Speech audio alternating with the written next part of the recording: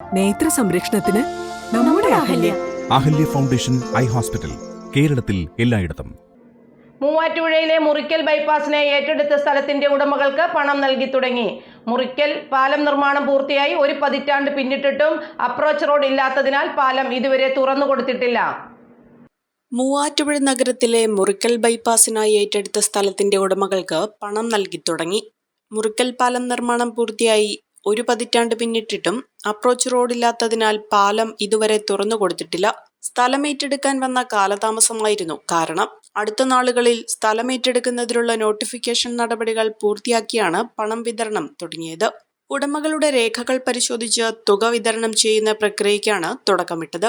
സ്ഥലമുടമകൾക്ക് പണം നൽകുന്ന മുറയ്ക്ക് സ്ഥലമേറ്റെടുക്കൽ പൂർത്തിയാക്കാൻ കഴിയും. 2 പതിറ്റാണ്ട് മുൻപ് തുടക്കം കുറിച്ച പദ്ധതിയുടെ മുൻകാലങ്ങളിൽ നടന്ന സ്ഥലമേറ്റെടുക്കൽ നടപടികൾ പൂർണ്ണമായി ലാപ്സായിരുന്നു. അതിനാൽ നടപടികൾ ആദ്യം മുതലേ ആരംഭിക്കേണ്ടി വന്നു. ചമയങ്ങളില്ലാതെ, ചായമില്ലാതെ, മായമില്ലാതെ, ഹൈസ